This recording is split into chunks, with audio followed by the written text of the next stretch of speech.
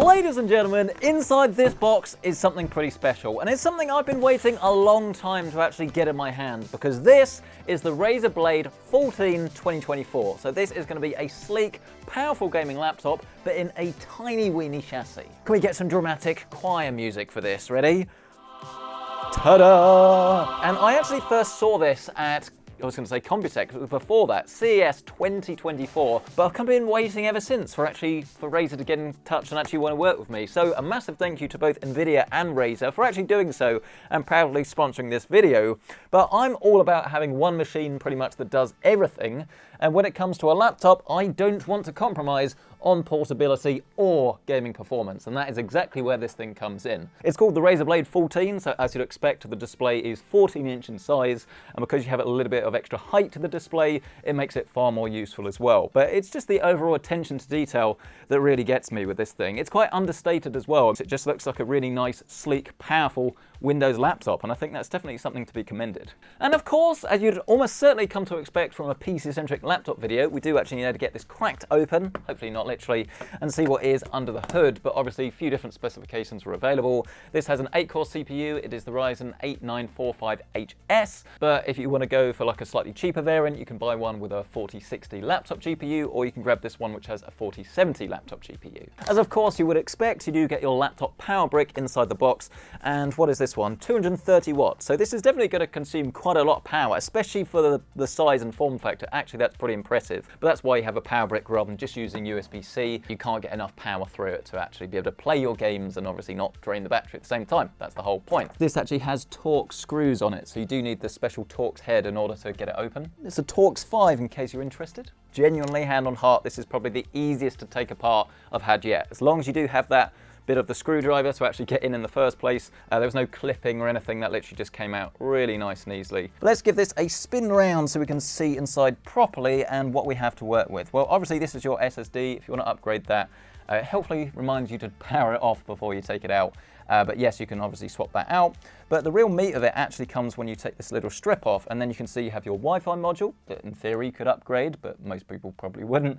But the main thing really is going to be here, which is your DDR5 module. So this is actually a 32 gig model, so you probably don't need to upgrade it, but the option's there. You could also swap this battery out as well. Again, if that degrades over, again, let's just go with 5 years. If you want to swap it out, it's going to be fairly easy to do so. I think this is a 68.1 watt-hour battery actually, to be exact. So you should get decent battery life on this. Obviously, if you're gaming, then limitations apply. Same with the fact that this is quite thin. It's very, very impressive just from an engineering standpoint, how you get so much crammed into a very small space. But obviously, because this is smaller, there's only so much you can do when it comes to thermals and noise levels and things. So I'm going to be pretty interested to test that a little bit later to see how they manage that. But obviously, if you were to go for like a massive, like Blade 18 or something, because you've got more space, then obviously you can fit more things in there, but then also you can have better cooling. But I'm hoping this does a very good job considering its size. And you know what, everyone? Real talk for a second, because whilst obviously the headlines are always going to be about frame rates, performance, thermals, it's the other like quality of life things as well that we don't always talk about that we should. And simple things like actually having a power cord that's really quite long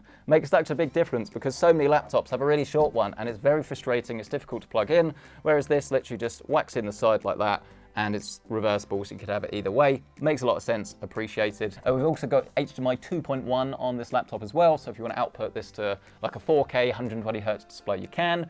If you're playing modern titles, you're probably not going to get those frame rates, but if you want to play older stuff, it's certainly possible. Depends, again, if you want to like relive old classics, great way to do that. But then you also have USB-A and USB-C, and they're actually like one of each on both sides, which is pretty useful. But I was going to say this also comes with USB 4, which goes up to 40 gigabits per second speeds, which is pretty impressive. And the way I remember it is that it is 4 times faster than USB 3.2 Gen 2, because it's got 4 in the name. Word. That was the lamest thing I've ever done in my life. And then when we turn this on, I'm hoping we get a load of RGB. It's Razer, I mean, surely. Yes, there we are, super bright as well. Very important that it's easy to read the keys. Again, another quality of life improvement I've seen on a load of other laptops. They're brighter in some ways with this, with more lights, but when it actually comes to the whole point of it, which is to be able to read the keys, they just fall a bit flat. So I'm liking this so far, and it feels fantastic in the hand. There's no flex or anything to the body. I get where Razer are coming from with this. And of course, actually, this is the first time that I've now seen this display. So again, 16 by 10, so you get that little bit extra room at the top, which is fantastic for productivity because it is a smaller display, but you get some of that back. And it's kind of just wasted space that you otherwise wouldn't have, and it does give them a little bit more room down the bottom to obviously put more thermals or actual more components inside this, maybe like a bigger battery, something like that. Now, it is an IPS panel. This one is Quad HD. It goes up to 240 Hertz. The viewing angles on this thing are fantastic. It also has a matte panel, so it is going to pick up some reflections, but nowhere near as many as a glossy panel. And I've tested quite a few glossy laptops recently, and whilst on monitors I prefer to have a glossy panel, when you're out and about and you can't actually control the lights, I find, as much as I hate to admit it, I'd rather have a matte panel just because it's far more practical. If you are going to only use this at a desk, then yes, okay, maybe I'd probably prefer glossy. But yeah, out and about, the way that this actually picks up reflections, you can see it handles it pretty well, even with those bright studio lights. But ladies and gentlemen, I now think it's time to give our cameras a spin round so you can actually see what we're doing. Again, quick reminder of the specifications. Yes, this one has a Ryzen 9 8945HS, but this also comes with integrated graphics, which is very useful because while it's nowhere near as powerful, obviously if you are using this just as a laptop, literally like on your lap, taking it from place to place, obviously you want the power efficiency savings. So it has NVIDIA Optimus to dynamically swap between the two as and when you need, which is great. We obviously have our NVIDIA GPU, this one being an RTX 4070 laptop GPU, and this comes with 8 GB of VRAM. But again, if you want to go for the 4060, save yourself a bit of money, that is also an option. But I know what you're thinking. Oh, stop talking about specifications. I just want to see whether this thing can actually play games. So let's show you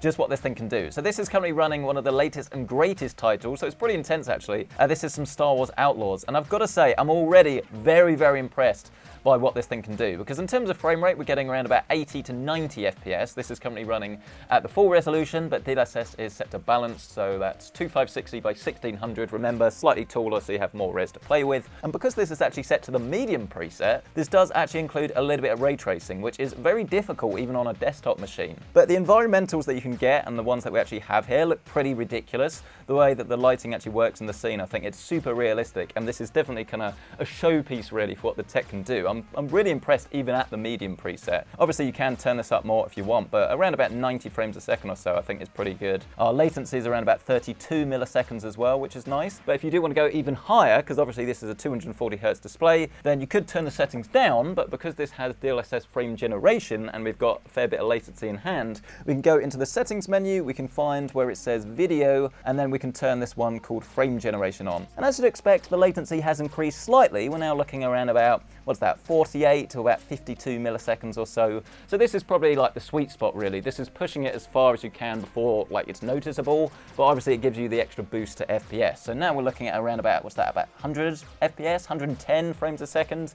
So we've gained about 20, 25 or so. And obviously this gives you extra smoothness, and it does allow you to enjoy these technologies and allow you just to get a little bit more detail in your game, a little bit more fluidity. So it's definitely a nice thing to have. And of course, whilst the gameplay and the FPS is the most important thing, for me personally, the thermals and acoustics aren't far behind. And again, this is a very impressive bit of kit actually, because it does make a bit of noise.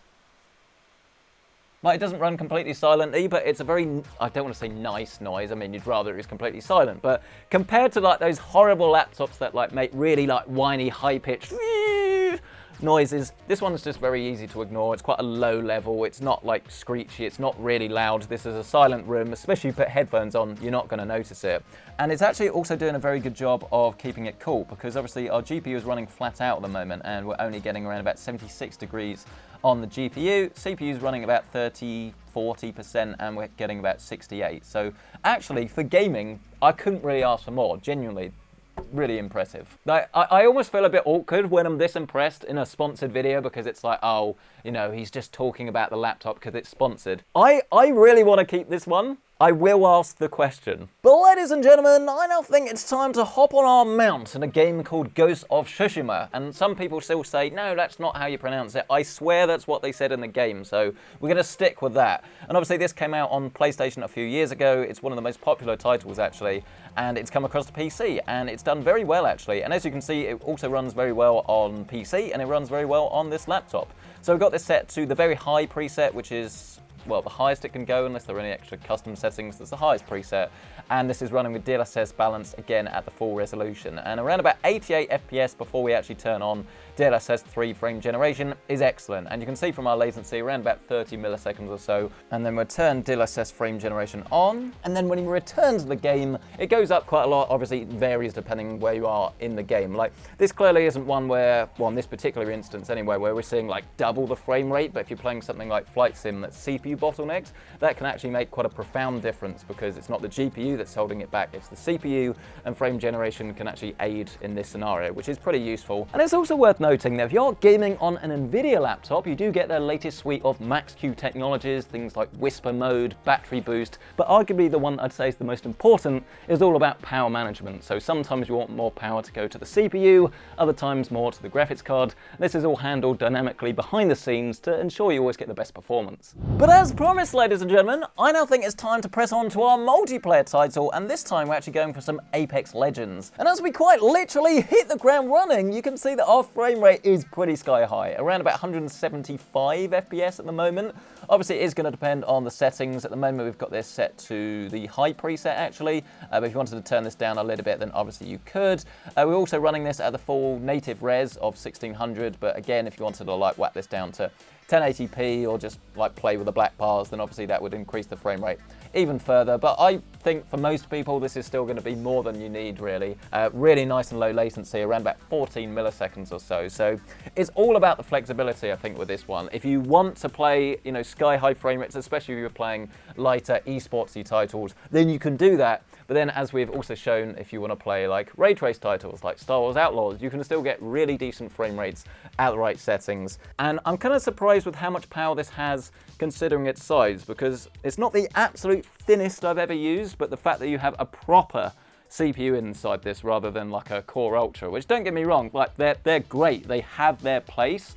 But I think just for what I would want, which would be kind of the best possible laptop you can get without having to compromise too much, I honestly think this is pretty much there and is going to be the sweet spot. Forget about this for a second. Like, if you're buying any laptop whatsoever, please, if you can, go and try it out in a store, find a friend that's got one, because it really does make such a big difference, because it depends what you need. You've got to get the right laptop for the right use case. But then if you do have that little bit extra to spend, then obviously going for something more premium is just going to give you a more premium experience, right? And it is going to be a lot more enjoyable. It's not going to be for everyone. Some people would rather have something massive. Some people want something that's a little bit more affordable. Anyway, that's probably enough talk from me. The question goes out to you guys on this.